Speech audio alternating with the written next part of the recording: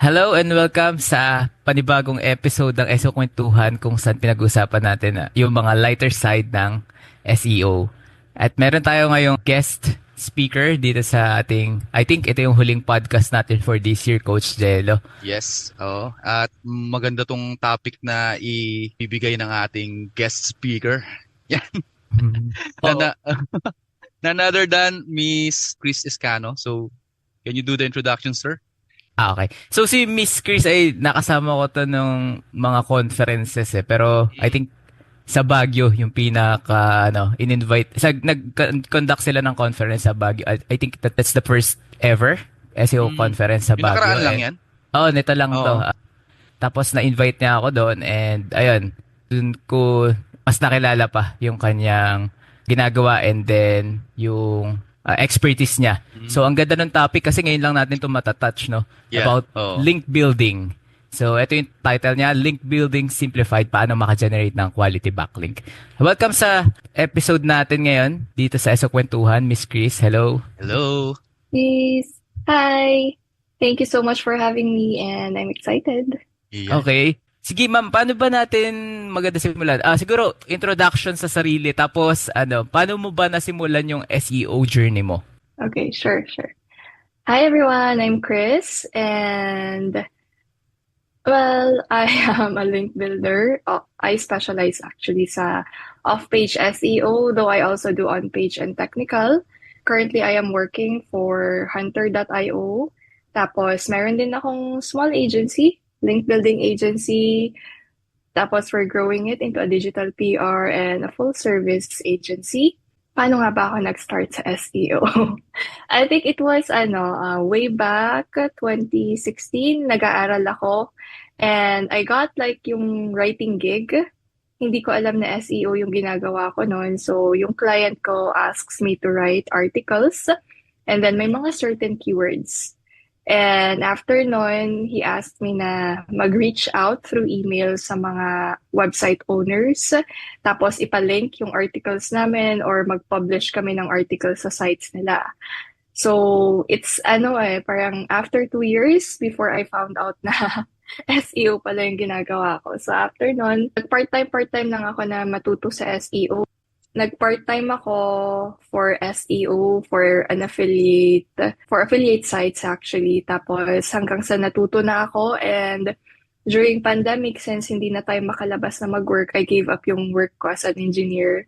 Tapos nag-full-time na ako into SEO and then I stayed na sa Hunter. It's been 3 years with them. Doon talaga ako natuto ng madami. And until 2 years ago, nag-start na ako na mag-outsource until it became an agency. So right now, I'm into yung creating courses, speaking sa mga universities, conferences, like yung sa WordCamp, which is part ng WordPress. Hopefully in the future, mga SEO conferences din. Actually, next year sa Chiang Mai, I'll be speaking din sa November pala Nice. tayo. Uy, congrats. Nice. Dami nating, speaking gig. Ay, ma'am, anong engineer ang, mo, parang naging work mo? Anong klaseng Civil. engineer? Civil, okay. Civil, nice. Layo, no? Nice. So, career shifter pala to si Miss Chris. Oo. Anyway. Miss Chris, tawag dito, speaking of Hunter.io, parang nagkaroon ba tayo ng usapan sometime about that? Kasi, Yes, no? I think, yeah. Canva, Oo. right? Canva, Ano yun? oo. Nagkaroon tayo kayo ng outreach? Parang ganun. Pero nakakuha ako actually ng link sa Hunter.io. Ang nakausap Ayos, ko si basta part Antonio. si Antonio yun. Yung nakausap ko. Tapos nagkaroon ako ng link sa kanila. So, wala lang, nakakatuwa lang. Di ba, mga link builders, mga nagkaka-interact kayo kahit na email pa lang. Kaya nga, yeah. Oo. Rare actually. And it's good na Canva yung nire-represent mo kasi madalang kaming magbigay ng links. And yun yung parang siya, case studies, pwede siya. And si Antonio nga yung in charge doon kasi more on sa link building talaga ako. Siya sa affiliate, tsaka sa mga reviews. Partnerships, oo. Maganda nga, maganda. Mm-mm. Magagaling talaga yung mga link builder sa Hunter, no? Madami ba kayo sa Hunter, Miss Chris? Hindi, maliit lang yung link building team. Actually, for the past 2 years, kami lang ni Antonio yung dun sa link building. Though may smaller teams kami to do yung mga repetitive tasks Mm, like prospecting and yeah. contact lookup. Okay. Pero for link building itself, kaming dalawa lang. Though nag-transition na kasi si Antonio into affiliate and into marketing itself, and I'm transitioning na rin sa January. So we actually hired a new link builder for Hunter. Nice. Nice. Expanding ang in-house. Anyway, yan. Thank you, Miss Chris. Galing Let's ng umpisa nung kanyang journey kasi mm, totoo yun na nung nag-start din ako, hindi ko alam na SEO yung ginagawa ko. SEO na pala to, parang Oo. Parang doon pala papunta yon. So, wala lang. Parang, ang galing lang na dito tayo napupunta. Tapos, yun din yung naging pinaka, alam mo yung source of income natin. Kahit na hindi mm, natin alam kung ano yung pathway before. So, ginagawa lang natin yung mga task. yeah. Ayun. So, Tap, balik tayo, Miss Chris, din sa ating topic. Ngayon ba meron pa mga easy way na makakuha ng backlink? Or kailangan talaga creative na para makakuha ka? There are pa rin naman. So it actually depends kung ano yung kinukuhanan mo ng backlink na site. For example, sa amin sa Hunter, it's kind of easy pa rin. We have what we call unlinked mentions. So marami na yung mga articles na nag-mention sa Hunter, pero there's no link. So, kaya ang ginagawa ko na lang is parang mag-reach out na i-link nila si Hunter, whatever page we want. And then, of course, we reciprocate them din ng link or mention or kung minsan yung mga free credits. So that's one easy way. Another is by building partnerships talaga. It's very important kasi kung kailangan mo ng backlink, palabitin mo lang yung mga partners mo, isang message lang, mabibigyan ka na ng backlink. So that is still easy. Yung ibang mga strategies right now, you need to give them time and effort talaga kasi mag-outreach, magpo-prospecting pa, mahaba yung process. Okay. Ako yung coach, Jello, meron ka bang maisha-share na ginagawa niyo sa Canva? actually, tanong yung gusto ko eh.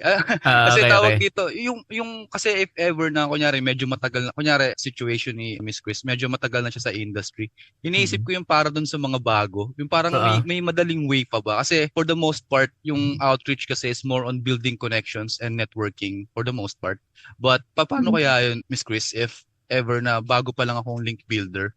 Like, kasi di ba, nag-hire na kayo ng mga dun sa prospecting part. So, nandun pa lang ako. Mm. Tapos, gusto ko mag-transition into parang, yun nga, ako na mismo yung magiging freelancer or link builder for a particular company.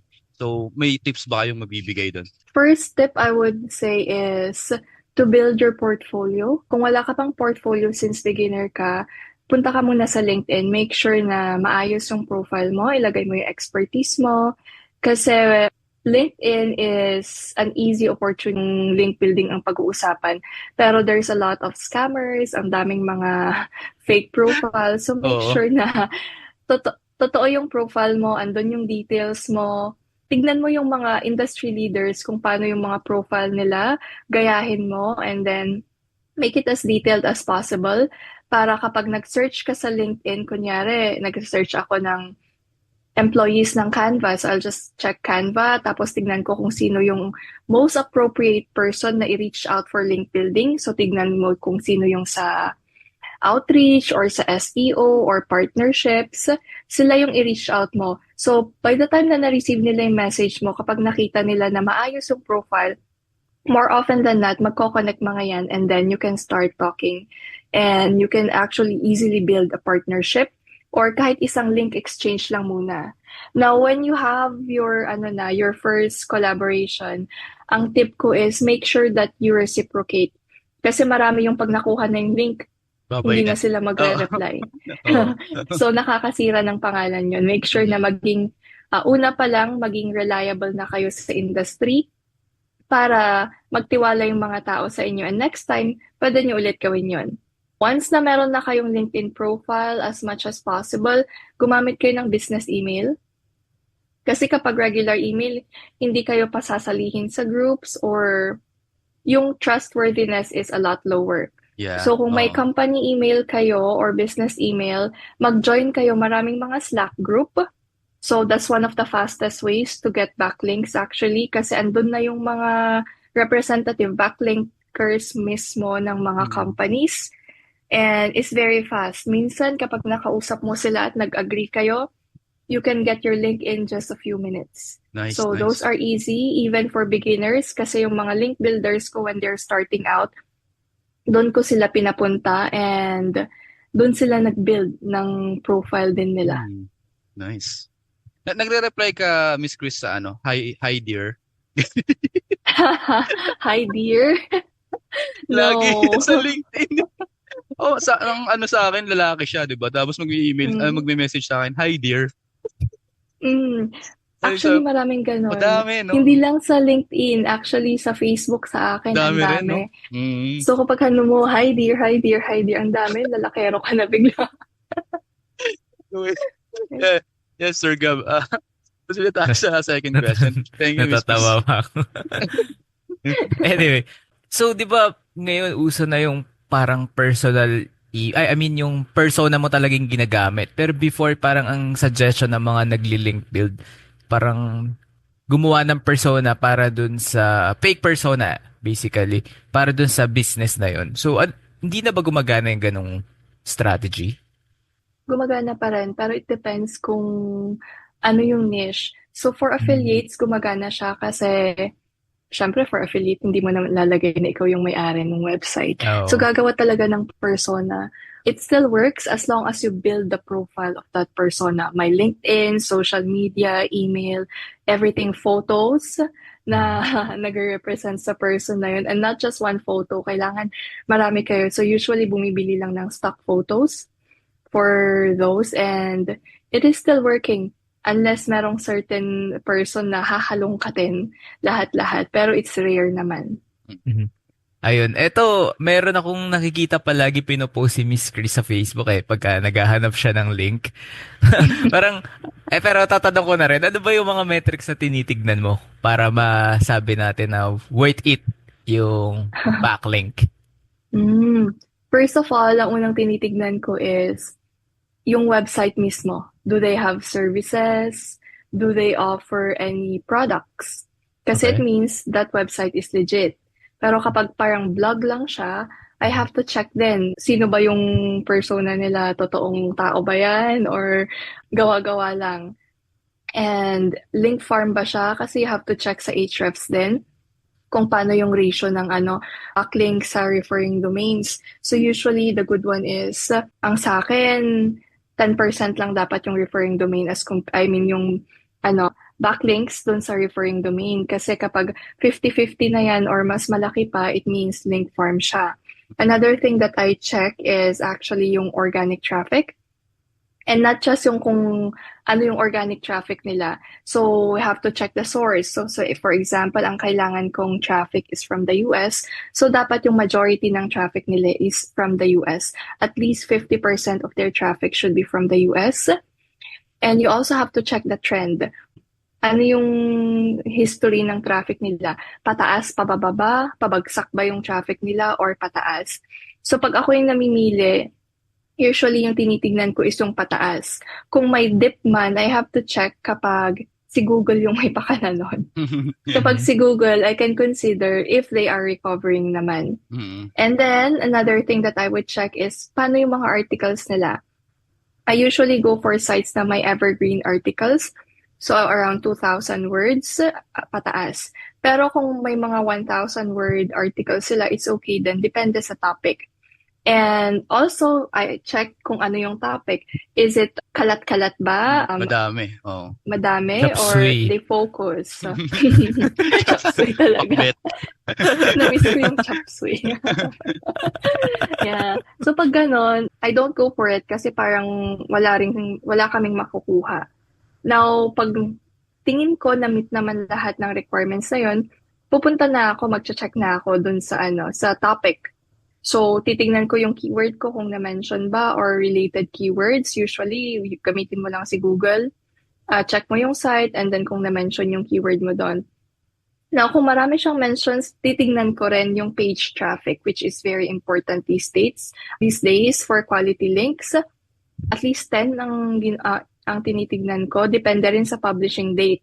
Kasi syempre, pagkaka-publish, parang wala pa siyang traffic. Pero if it's a year ago at wala siyang traffic, it means hindi useful sa akin yung site, kaya I skip it. So, ayun, yun yung mga tinitignan ko. Kaya medyo mabusisi, pero if you really want a quality link, kailangan mabusisi talaga siya. Oo. Mm. Sana naikinig yung mga yung mga listeners natin. Ang dami nun. Kumbaga parang golden nuggets o parang bomba yung binigay sa atin ni Miss Chris. Pero may lilinawin lang ako dun sa ratio kasi baka malito yung ibang naikinig sa atin. Yung ratio na sinasabi ni Miss Chris doon is yung referring domain against sa backlink na nabuo. Like for an instance, kunyari yung links na nabuo nila is around 500,000 pero yung referring domain is around 10 lang ganun. 'Di ba? Parang sobrang daming nagawa nila na links kahit na yun lang yung nila referring domain. So technically may anomalya. So Kadalasan nangyayari yan sa mga web design like okay, yung may company. nasa Nilalagay navigation. kasi sa site-wide. Sa footer. Pwede rin mangyari yun. Kaya marami ring magandang sinabi si Miss Chris doon. Pero tanong ko lang po, kasi tawag dito, madalas ngayon sa nakikita ko na mga tawag dito guides out there sa Google Academy na di ka tumitingin sa DR or DA. Ayun yung gusto kong malaman. Di ka tumitingin doon, Miss Chris.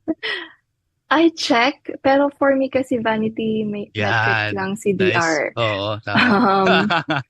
Pwedeng DR 80 ka, pero yung traffic mo at lahat naman ng site is wala lang. So, Wala DR lang, kasi oo. pwedeng mapeke lang eh. Kuha ka Yes. lang ng madaming backlink. Tataas na yung DR mo.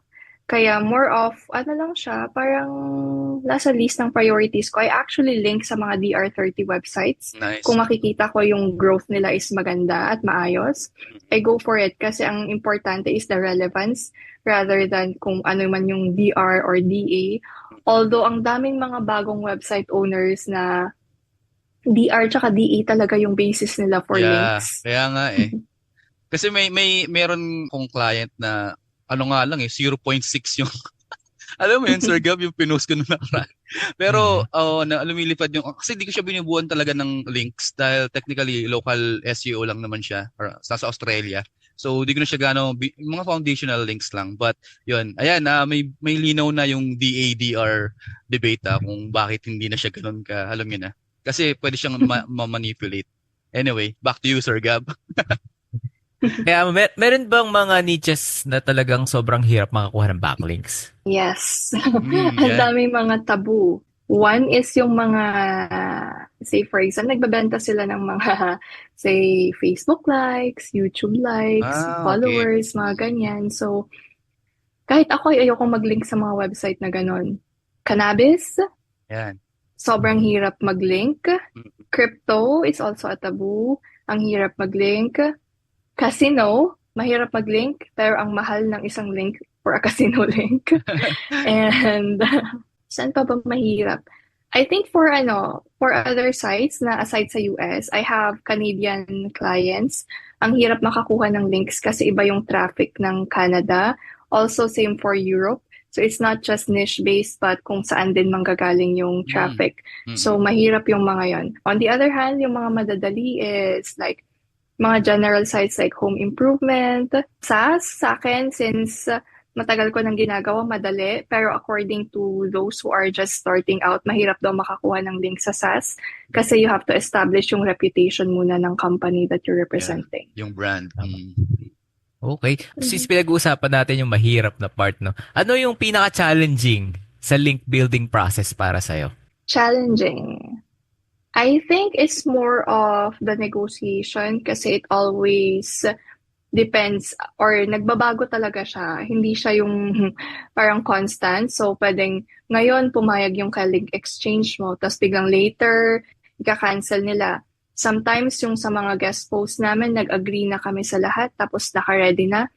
Biglang nag-change daw sila ng directives or rules protocol. Mga rules. May ganun Hindi na ipapublish. So, nagsayang kami.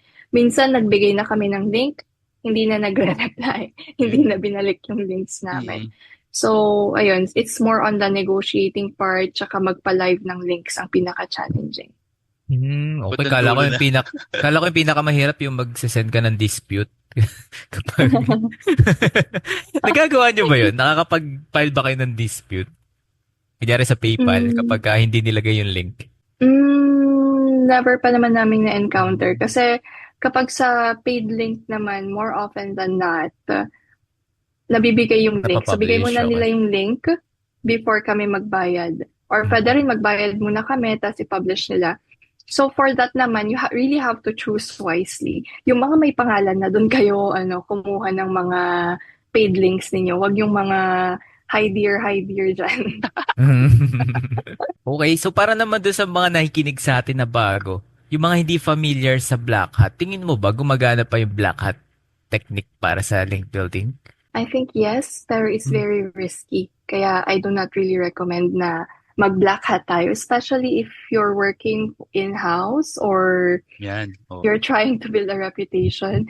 Siguro black hat will work sa mga taboo-niche, pero hindi rin siya permanent. So, pag na-hit kayo ni Google, bye-bye sa website ninyo. Kaya nga, di ba, speaking of that, kaka-update lang ni Google ditong December ng link spam update.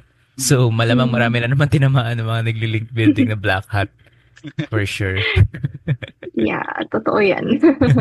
Usually, pag nawala na yung site nila, mag-redirect na lang sila gawa ng bagong website eh. Kasi hindi na makaka-recover. Madalang.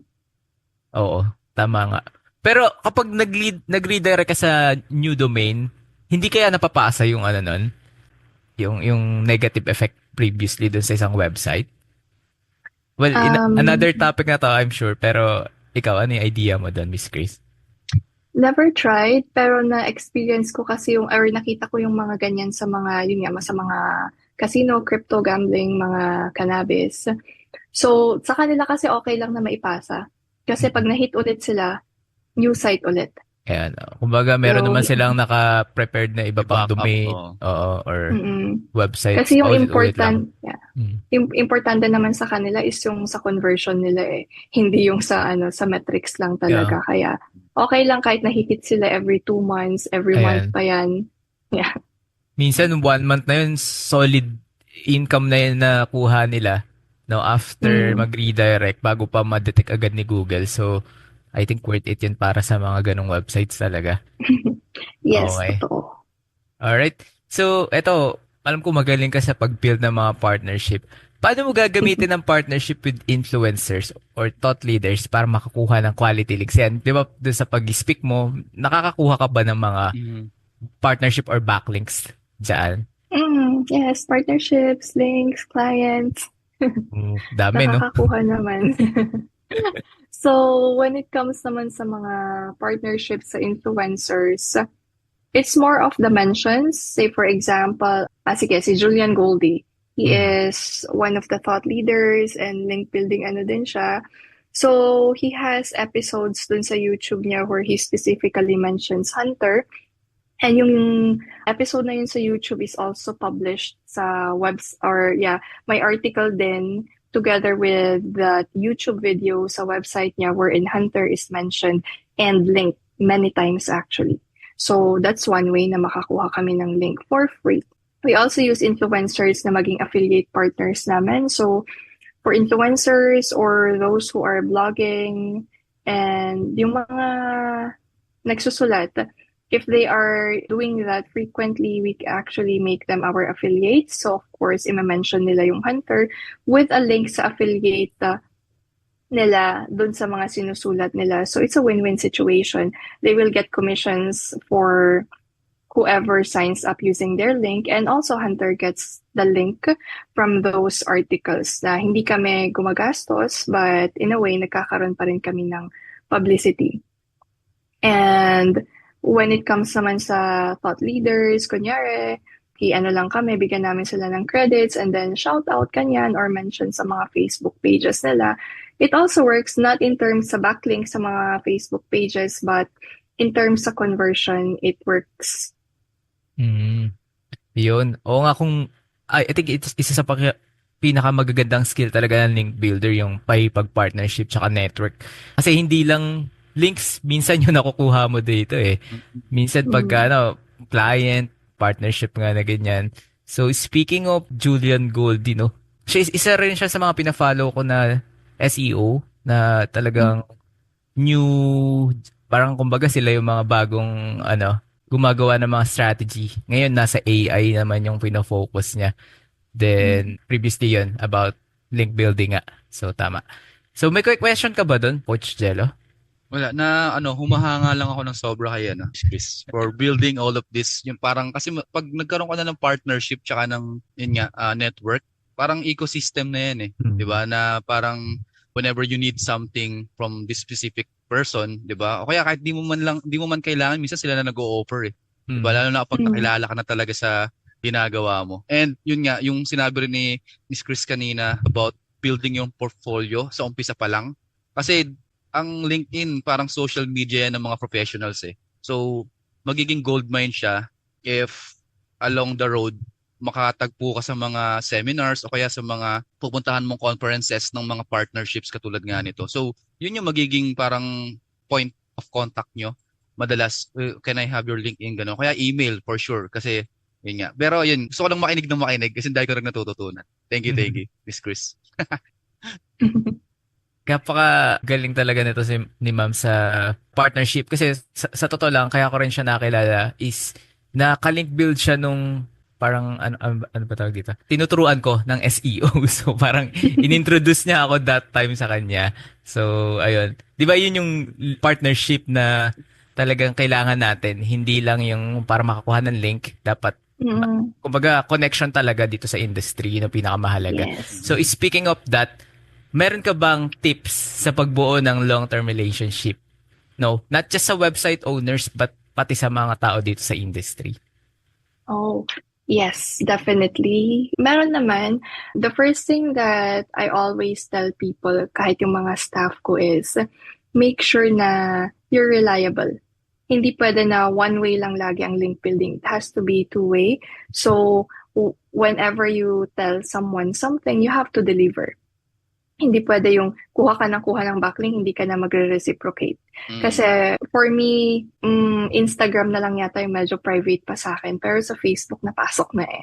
Ang dami kong partners dyan, ang daming nagme-message. And if maayos naman yung message nila sa akin, I usually reply, nagbibuild ng connection, kung ano yung kailangan nila. Sige, pagbigyan ko. Basta I am also expecting na they will reciprocate. So, another thing is, siguro wag nag-overpromise. Wag sabihin na pwede kong i-live yung link mo ngayon, pero sa totoo, hindi mo naman pala kaya. So, just give them, yung time frame, which is more than, kunyari, ang time frame ng pag-live ng isang link is 2 business days. It's better to give them some time, sabihin mo na lang 4 business days. Para pag mas maaga mong na-build yung link, mas tumataas yung trust sa'yo. Rather than kapag na-delay, mag-explain ka pa dun sa ka-exchange mo. Another thing is, let's build the Filipino community. Ang daming link builders sa Pilipinas. Magagaling ang mga Pilipino actually. It's just that wala tayong mga masyadong opportunity. So, kapag may mga nagme-message na mga Filipino, talagang ina-entertain ko muna sila bago yung mga foreigners. So, kapag gusto mong bumuo ng relationship, one thing that you can do is join yung mga communities, like yung sa community ni Coach Angel, yung SEO tutorials, marami kang mamimit doon ng mga link builders, season, tsaka mga beginners din. And then, yun nga, yung join yung mga Slack groups, optimize mo yung LinkedIn mo, mag-post ka sa LinkedIn or kung anumang platform yung napili mo. Sa amin ngayon, we're starting na rin sa social media, pero sa LinkedIn talaga yung pinaka-effective. And then, another thing is, wag lang umasa sa email outreach. Kailangan mo talaga na mag-diversify kung saan ka kukuha ng mga partners. Think Facebook is more personal kasi nakikilala mo yung tao. LinkedIn din, pwede. But email, medyo siya, parang cold outreach lang talaga siya. So, yun. Minsan din kasi pag email, di ba napupunta minsan sa spam? Spam. Oo, lalo na kapag, ewan ko lang, yung iba kasi pag hindi pa na-warm up yung tawag dito, yung ginagamit mo na email or meron ka ng, nangyari kasi sa akin one time, may parang hit ako ni Google na parang nangi-spam ako kasi nag-try ako mag-A/B test ng email blast. Like email blast talaga sa mga agencies. Tapos sabi niya, 300 emails ata sinend ko nun. Tapos, ano ako ni Google na, oy, yung ginagawa mo, parang ganyan. So, minsan napupunta sa spam talaga yung tawag dito, yung email na sinesend ko sa outreach. Pero good thing lang is may mga automation naman na ngayon for follow-up emails. Kaya minsan nakakalusot pa rin after nung unang hindi nakapunta sa inbox niya. So, ayun. Anyway, Ang dami naman kasi, Coach Gab. 300? Ang dami nun. dami, no? Anyway, ini-A/B test kasi ako na subject line eh. So, ayun. Nag-hit or miss, pero yun nga. Ang lang is napalo ko ni Google. So, kasi Gmail gamit eh. So, anyway. Yes, Sir Gab. Moving on. Miss Chris, ano yung mga bagong trends sa link building na dapat abangan ngayong Yan. 2025? Ito yung pinaka-excited ako itanong Oo. sa'yo. Listen, kids. Trends in link building, first of all, is the use of AI. I know a lot of people are using AI these days na, pero ang dami kasi yung takot na takot kay AI eh. Yung sabi, mawawalan na ng work dahil sa AI. Pero what I can advise is AI is going to be huge, bigger in 2025. Ang dami ko nang nakikitang mga bagong SaaS or software that is using AI. And just maximize it, master AI so that you will become an even better link builder. So, pagdating sa prospecting, pagdating sa paghahanap ng link placement, pagdating sa outreach, i-maximize nyo lang yung AI. Check for free tools, maraming free like ChatGPT. If you can go for paid, better.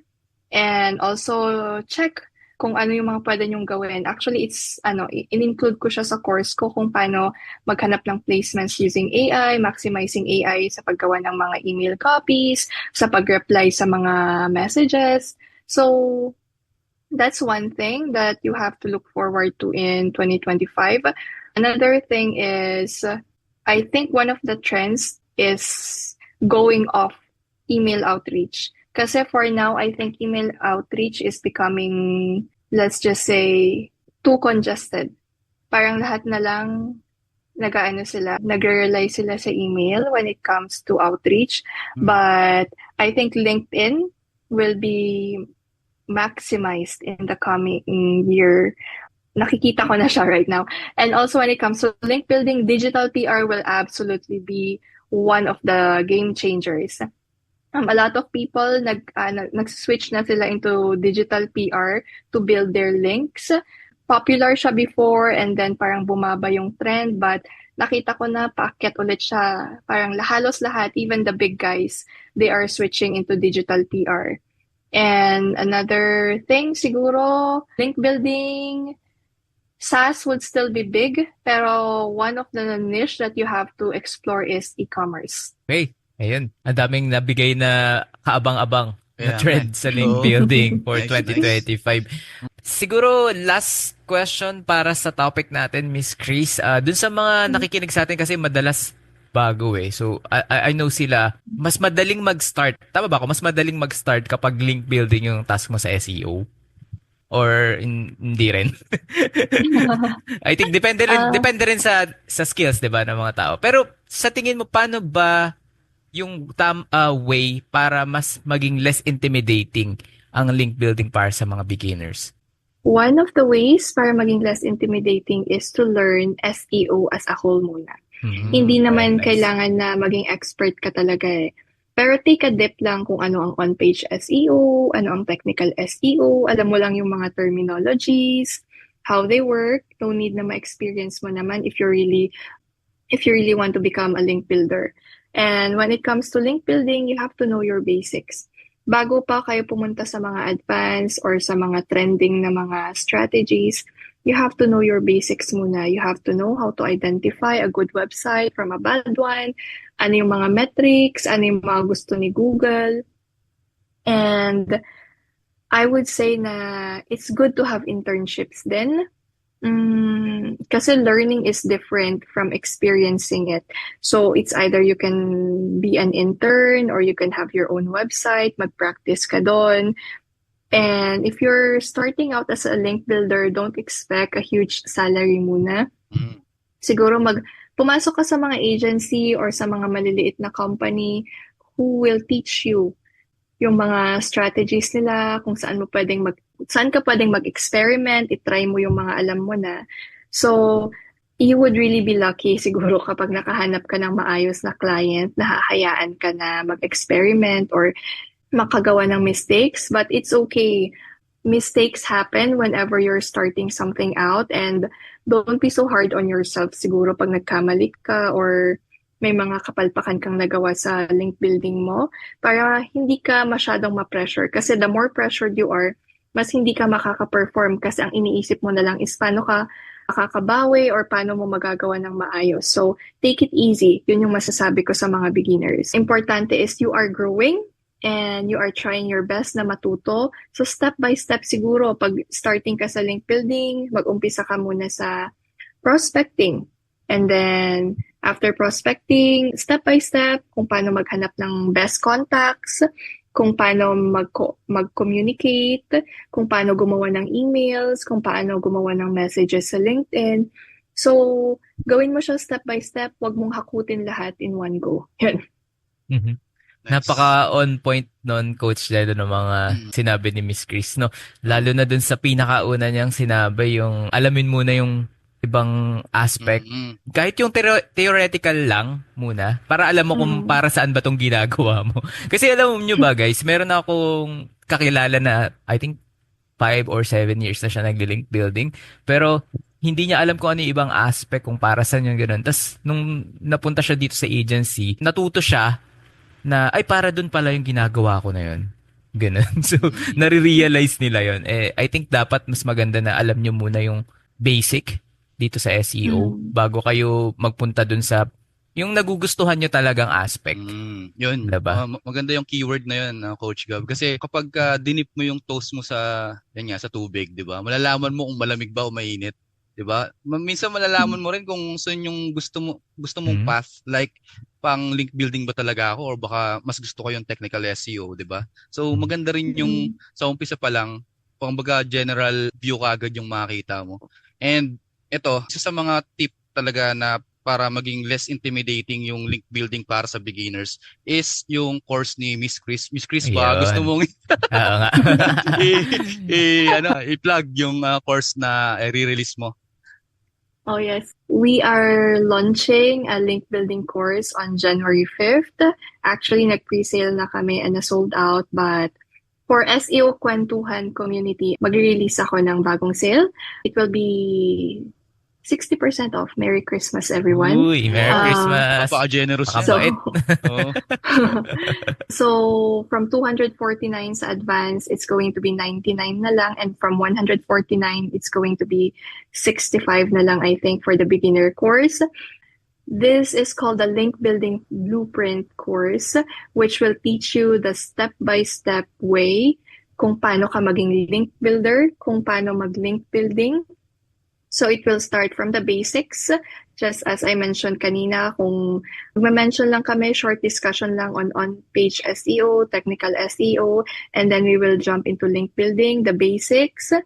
So it will be step-by-step talaga siya from the beginning, kung paano mag-prospecting, paano maghanap ng good contacts, kung paano maghanap ng good websites, identifying websites, kung paano mag-create ng mga outreach, plus integrating AI into link building. So I believe this is going to be a very helpful course. I was checking before. May mga link building courses but it's generalized. This one will really teach you. I can guarantee pag natapos mo yung course at talagang you take it to heart, you will be able to do your first outreach campaign and do link building on your own. Yan. So, yes. Para dun sa mga sa mga nakikinig natin na gusto mag-upskill, no, ng link building at gusto magbenta ng service na yan, I think perfect yung course ni Miss Chris sa inyo. So, ayun. Coach Jello, meron ka pa bang ano? Or si Miss Chris, baka meron pa siyang gustong palang i-promote, no, yung website niya, yung agency niya. Saan siya matatagpuan? Oo, saan siya matatagpuan. So yung sa agency website ko is linkforgedigital.com. We usually cater sa mga SaaS, tech, and affiliate sites, but we're also into e-commerce and home improvement these days. So kung may gusto mag-avail ng services, just email us, Chris at Linkforge Digital or partnerships@Linkforge Digital. Kung may inquiries naman kayo regarding sa course, that's learning@Linkforge Digital or message me lang, hanapin nyo lang ako sa Facebook, Chris Escanio. And we are actually starting posting really good tips about link building. So follow me if you are interested. And I think mag-send na lang ako kay Coach Gab and Coach Jello ng details kung paano mag-avail Yun. dun sa course Yan. for the Oo. discounted one. And then follow the link na lang. It's still on pre-sale. It will launch on January 5th. So yeah, hopefully maraming mag-avail those who are interested in learning link building. Sige. Lalagyan natin sa show notes yan and also dun sa communities namin ni Sir Gab. So abangan nyo na lang. Yan. Okay. Thank you. Thank you. Thank you. Thank you. Thank you so much. Abangan ko tong podcast. Bye. Alright. So yan, follow nyo rin kami sa SEO Kwentuhan para sa new episodes. And we do hope that this particular session will give you an idea on how to start link building right in 2025. So yeah, Sir Gab, may gusto ko sabihin? Nako, excited lang ako for the next year kasi syempre marami tayong plano na Oo. topics. Plano. Drawing. Oo. Malay nyo, magkaroon tayo ng mga bagong, alam mo yun, episode. Syempre, mga bagong guest din na Yan, magtuturo sa atin about SEO. Tsaka, basta, abangan na lang nila. Yan. More kwentuhans to come. Okay. So, yan. Bye-bye. Bye-bye! Bye.